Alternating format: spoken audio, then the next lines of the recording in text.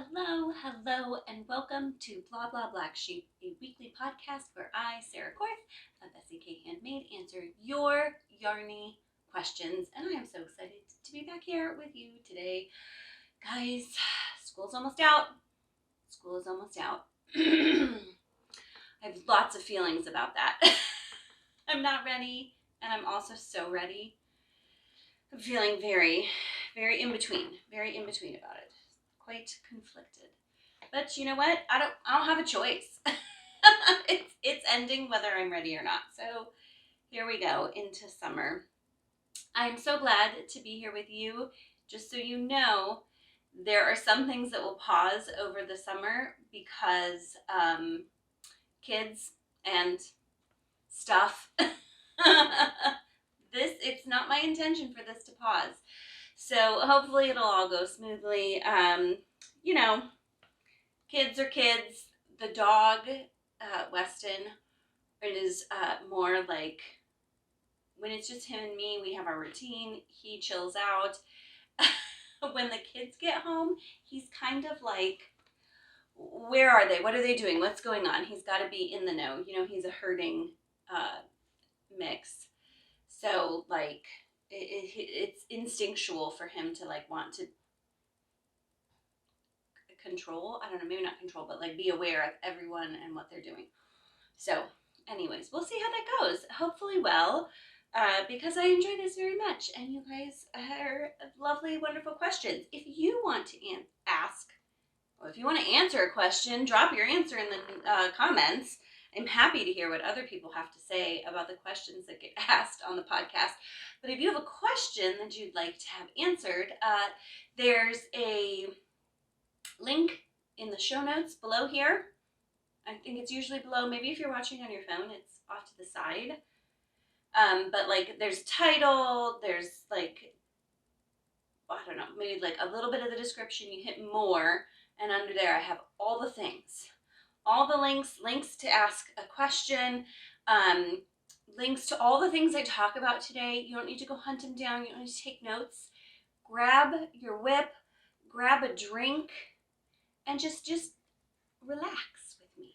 Relax. The other thing is if you have kids home, because I know some people's, kids are little, and I also know that some people's kids are done before my kids with school. So I try very hard to keep it clean. So you don't need to worry about me cussing or anything. No naughty words on this one. So, yeah, thank you for being here, you and whoever else you're with. I hope you find this time with me relaxing. I'll stop babbling on about that. Ask your questions. I'd love to chat in the comments. I just cut my hair, so I feel like I'm like, and like I didn't go get my hair professionally cut. I cut it, which, you know, that's a little risky. So I'm pretty happy with it, but I feel like I'm messing with it a little bit more. I'll try to stop.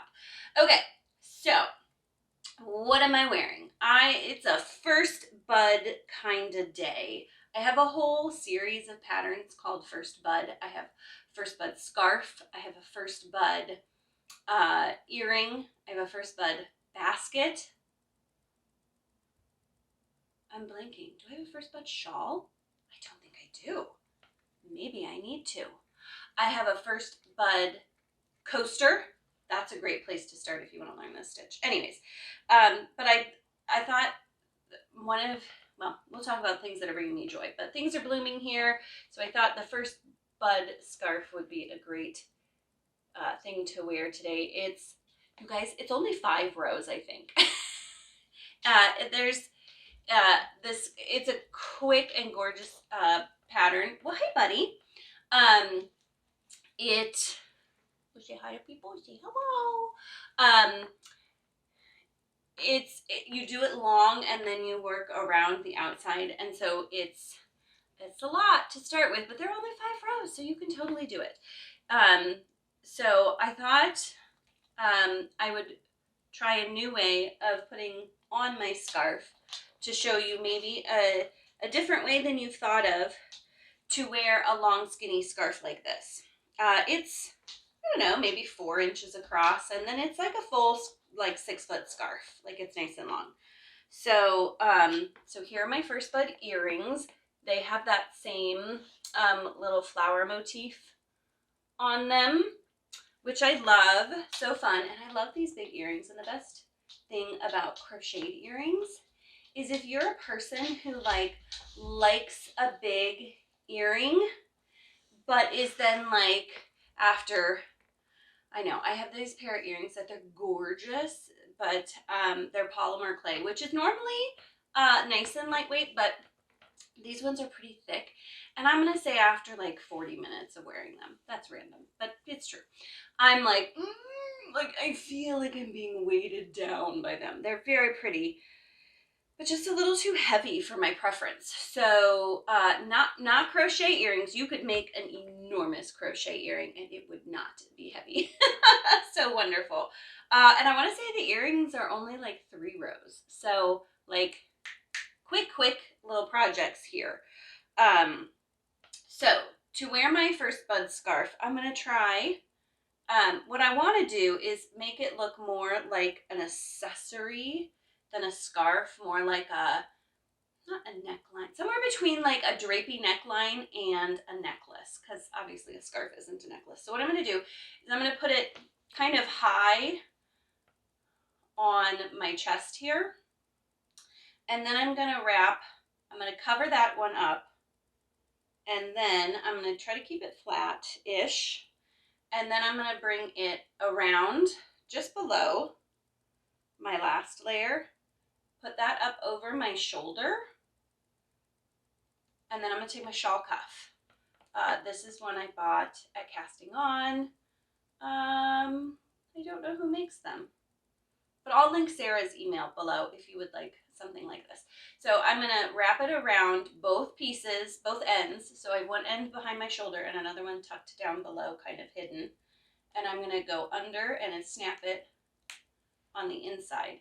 And then I'm going to take this piece, this end, instead of having it lay over my shoulder, I'm going to tuck it between the 2 layers so that I give the illusion, hopefully-ish, of an infinity scarf kind of instead, or like a collar or a necklace, instead of a long scarf. So I think that's fun.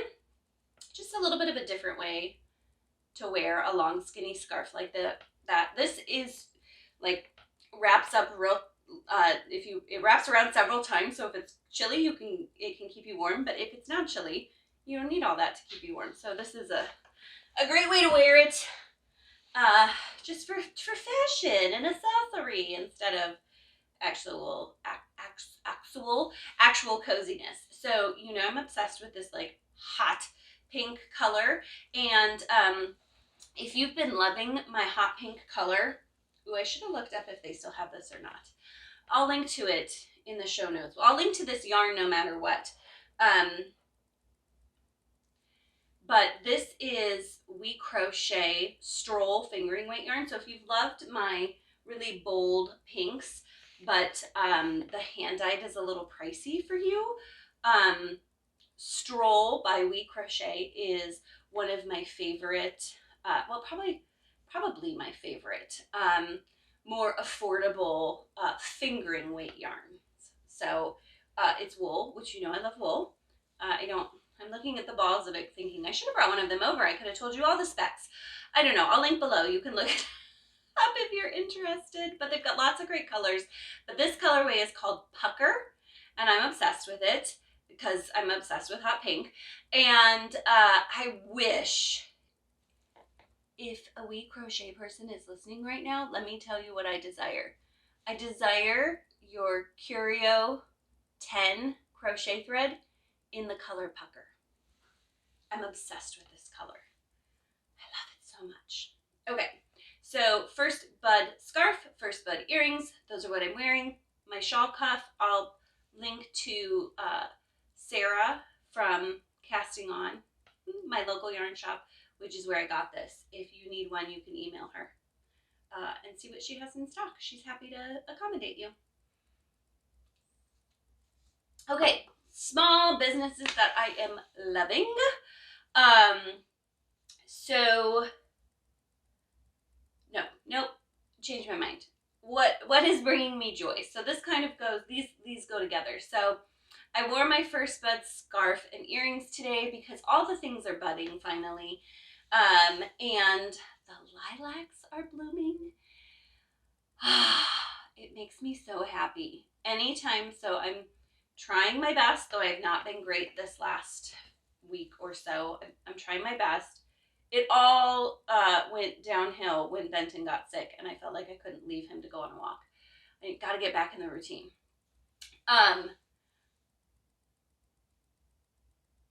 I've been so enjoying walking through neighborhoods, and then all of a sudden, as I'm like walking and breathing, as you do, I like catch a whiff of a lilac bush, and then I'm just like,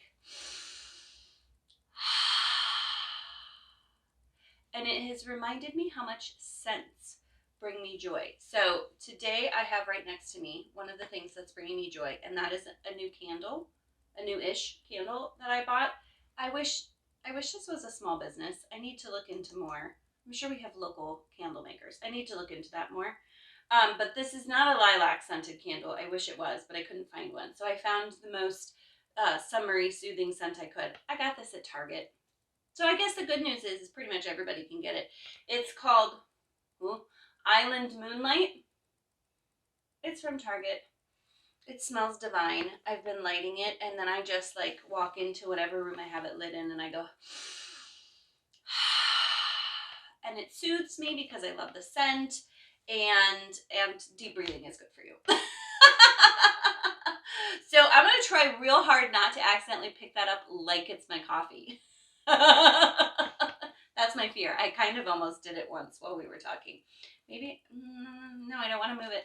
I was going to move it, but then I'm like, that's awfully close to the curtains. We don't want to set the curtains on fire.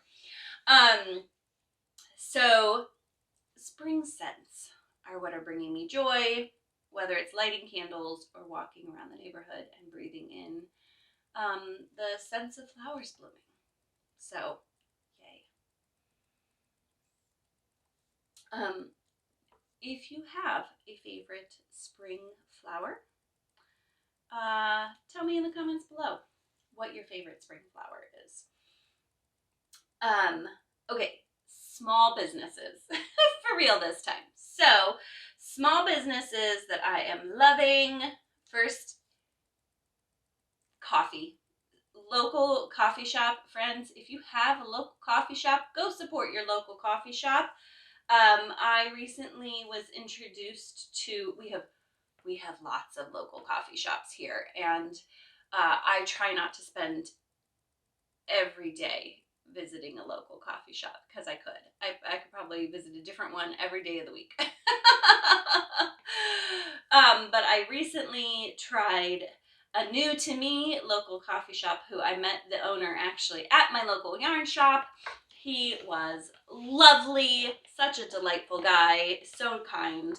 And so I popped over to try his coffee shop. He's actually, this is really interesting, I'm pretty sure he's a florist. And so he opened a flower shop, but also it's a coffee shop. You guys, if you are local to me, I'm going to say the name now. All tied up. Beautiful flowers. Delicious coffee and baked goods. And a great place to go shop for like little gifts if you're local to me. I know not everybody who watches is local to me, so you can't go to this specific coffee shop, though if you ever come visit, highly recommend. All Tied Up. It's right at the end of kind of the business district of College Street, right between College, like the downtown area, and Lawrence University. Great place to go visit. Now, something that everyone can do, I want to share twice sheared sheep. Okay, so this brings me joy, if I'm being honest. My sassy sheep, I love it. So twice sheared sheep, I want to be real upfront with you and say that I am an affiliate for Twice Sheared Sheep, which means when I share products from them that I love, and you purchase through my affiliate links, I get a commission. I want to say a couple things about that. One, it doesn't cost you any additional money. Two, it supports my business. Three, I am super committed to only sharing businesses that I truly love. I made a mistake at the very beginning of my affiliating journey. I got caught up with a company that lots of crafters were promoting, and I shared and much regretted it. And I won't do it anymore. I will not share stuff that I haven't had a chance to try and that I truly love and believe in. And if you feel like I gush over Twice Sheared Sheep, it is because I truly love Twice Sheared Sheep that much. Here's why. A, woman-owned business. B, Dawn, which if you have not watched my Meet the Maker with her, you should go watch that. I'll link it below.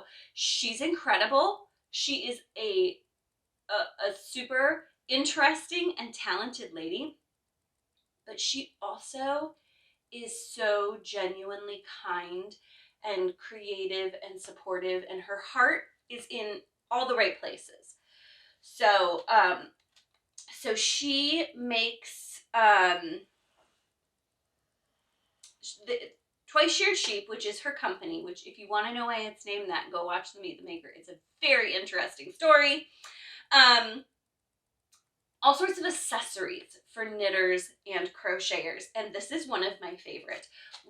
This is Dawn's artwork, which I love. All the little tins are all her artwork, but I love the tin specifically because here's what I do. I have the tin, and in my tin, I was going to tip this up, but I'll probably dump everything out. Let's see if I can kind of... Okay. In my tin, I have everything I need to grab and go and throw in a project bag and take with me. So I have, this is Twice Sheared Sheep also, these teeny little bamboo scissors. They are super sharp and perfect for just like snipping your yarn. Like you're not going to cut anything with them, but you know, you're not going to like cut out fabric, but they're perfect for just snipping your little end. When you're on the go, I keep a tapestry needle that I have just, this is one of Amber's earrings, the patterns, and I made one, and I just keep it in my little tin. It fits perfectly, and I run my tapestry needle through it so that I don't lose my tapestry needle, which I love. Super cute earring though too. And then stitch markers, of course. So I have this cute little llama stitch marker and some other little stitch markers in there. And so they have lots of great things. I actually just ordered more of their tins because I need more of them for every project bag I have. So highly recommend Twice Sheared Sheep. I will link below. It will be an affiliate link. If you use that, I just want to say thank you. Different companies give different percentages for their affiliates, and because Twice Sheared Sheep wants to support their affiliates and truly believes in their affiliates, they give a decent commission, which is, well, I should say a more generous commission than most. So thank you for supporting women and me, and never too many stitch markers, and never too many of those tins. I firmly believe in that. All right, let's talk questions. Okay, questions. So, one more plug for questions. Link below. I would love to know what you want to know about. Also, just real quick announcement, I guess. I cannot believe it's almost June. Like tomorrow, almost June. We're doing WIP Wrap Up again. All the month of June, we're going to be wrapping up our rips. wrapping up our WIPs, and you can join in by either joining my Facebook page, or I will start a new WIP Wrap Up group on Instagram, and just send me a message and I'll add you in. It's going to be a lot of fun. Great opportunity to finish up some stuff in the potentially more casual summer months. So it'll be a good time. All right, questions for real this time. I have been like forward, backward. I apologize. A little scattered. Okay. So, first question. Hi, Sarah. Hello.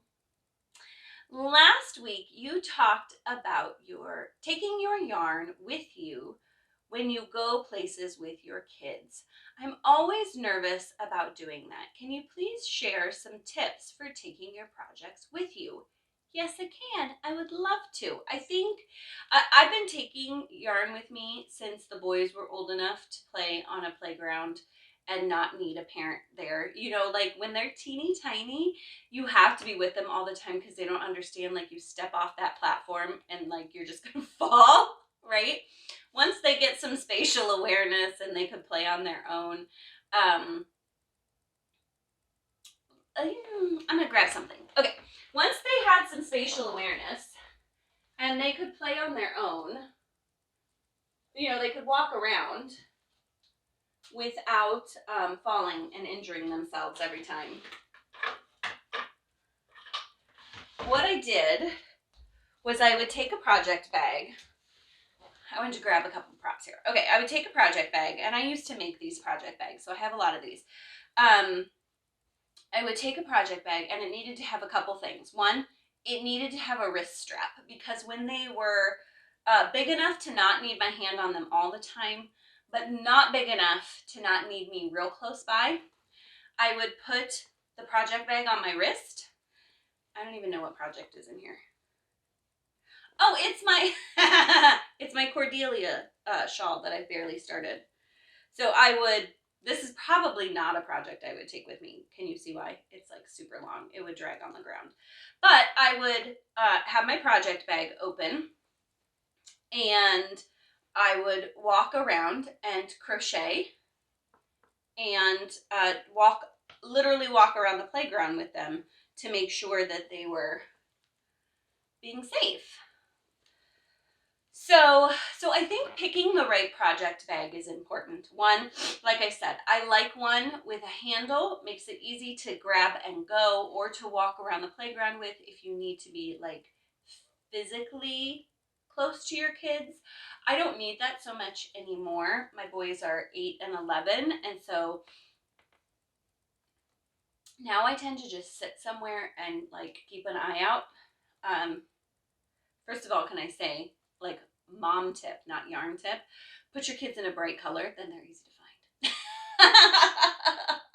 Also, can I say, one of the benefits of thrifting kids' clothes instead of buying brand new or using hand-me-downs is that I found, especially when they were little, most parents buy only new clothes for their kids, and then, at least where I lived, and then all the little boys would come wearing the exact same stinking shirt, or at least the exact same color palette, because that was the like spring color palette or whatever. And when I had them in hand-me-down clothes or thrifted clothes, not only did I save money, and I didn't care if they mucked it up because it wasn't brand new, but also then I could pinpoint them because they were in a different color than everybody else. So that's kind of a beside. But I do still, if I can, they're more independent now and not wanting to wear what I want them to wear. But sometimes I'll say, can you put on a bright shirt today? Because then it's easy to pick them out in a crowd. So think about your project bag. You know what? Nope, I'm going to back up. I'm going to put this in a different order. The first thing I think you should think about is what project you're taking with you when you go. I am a person of many projects. I never have just one project going. And so I'm going to say I would not take this project with me, or I wouldn't have taken it when they were younger, because look long it is. And I'm a short person. So if I were to walk around with this, it would drag on the ground. Now that I just sit somewhere, maybe I would take it with me because I don't have to worry about that quite as much. But I think you should think, especially if your kids are teensy, a small project. And then I recommend something that's simple. Something that either you've kind of memorized the pattern or just repeats a whole bunch. Like if you've got a sweater that you're working on and you're done with the yoke, this isn't small necessarily, but like you're just going around the body, around and around and around and around. That's a great item to take with you. Hats are great. Simple hat patterns are wonderful for that. Once you do the very beginning and you're not like trying to get back into your chains and you're just like working like the main body of the hat before the decreases, quick and easy. Coffee cozies, headbands. Sometimes even market bags are great for taking with you because they're small and often kind of repetitive, depending on the pattern you pick. So I always have a project like that that's small, easy to take with me, and simple enough that I don't have to be like deep in thought, because I can't completely ignore the children or what's going on. And I'm also a person who's quite easily distracted by noise. So even if I could ignore my children, just the noise of the playground, it would be harder for me to concentrate. So pick your project wisely. Something small, something easy. Then choose your project bag wisely. One of the many things I love about my own project bags, which I don't sell, so don't ask, but they're cotton and so they're washable. And when the kids were little, they'd get dirt on them, somebody would spill something on it, and I could just throw it in the wash. So be thoughtful about your project bag. You want it to be sturdy enough that it's going to protect your project, probably the right size for your project. So, this project, it works has 3 balls of yarn. If I were to take this with me and I was thinking I wasn't going to be switching between colors while we were gone, I would take the other 2 balls of yarn out because it's pretty heavy with 3 balls of yarn in it, and you don't want to be dragging that around. So take as little as you can get away with as far as supplies. In the right size project bag, so probably as small as possible, with a wristlet, especially if you have little kids, or your kids are gonna want to. Sometimes my kids they can play on the playground by themselves, but they'll play for a little bit and then they'll want to like take a walk on a trail or something. And then I just have this is easy to just hang onto and walk a trail. I don't trail walk and crochet. I'm too clumsy for that. And then think about what else you need. If you get to the park and you need to change colors or balls of yarn or whatever, and you don't have a little pair of scissors, you're stuck.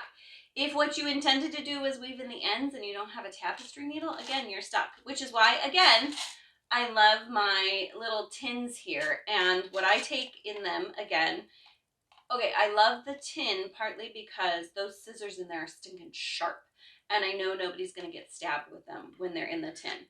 So I always have a tapestry needle in here. I always have my little pair of scissors. And then I have several kinds of, you can't see that at all, stitch markers.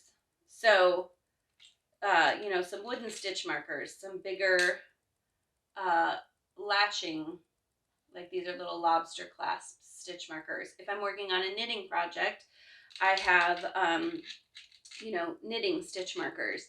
I have some of the Melody clips from Twice Sheared Sheep, which are just like a little loop, which are great for putting on your crochet projects. So I have all my accessories that I need because I definitely learned my lesson there and made it to the park and been like, oh, I need a pair of scissors and I do not have one. The other thing I think you should think about is your hooks. If you're a person who uses metal hooks all the time, that's not probably something you need to think about, but my most preferred hook is a wooden streamline. And so I have one in this bag to go with this project. And typically I don't recommend switching between hooks in a project. So a lot of times when it gets to summertime and I am going to be traveling with my yarn, what I did is I bought a whole set of these tulip hooks, and I'll put a link to this in the description below. I bought these solely for the purpose of taking to the park because I've heard lots of horror stories of especially a finer furls hook getting stepped on, getting bent, getting broken, falling off a table, you know, all those sad things. And then, you know, they're not made to withstand that type of abuse, and so they'll break. So I thought, I mean, I can step on that and that's not going to break. Hopefully. I mean, I don't try to, but I thought this is perfect for taking with me. I was not sure that I was going to be okay. I tend to suffer from some hand pain, and these handles are not super ergonomic, though they do have like a nice soft little rubbery part to them. But I really enjoy them, and they don't really bother my hands. So this was affordable to me, much more affordable than buying each hook individually. I'll link below, so if you want to check this out, you can do that. So think about your project bag, think about your hook, think about your project, and make sure you have everything that you need to go on the go. And then just keep it all together. Honestly, a lot of times I'll have one project that's my like take on the go project, and then it just sits in a project bag ready to go. So if we just like willy-nilly, it's a beautiful morning, we're all done and around early, let's go to the park, I can just grab that and go. So I find preparation to be helpful. All right, so I thought that this second question it kind of goes with the summer theme. So question number 2, it says, so, or I imagine that's how it says it because it's got S-O-O-O-O-O. So, I took my project outside to work on it and my gauge is so much tighter. What happened? Oh my gosh. You think the trials of gauge finish once you've done your gauge swatches and you meet gauge, and you should just be able to like move on and be done with gauge, right? Sadly, that is not the case. So here is what my experience has been. I am going to assume that inside your house is climate controlled.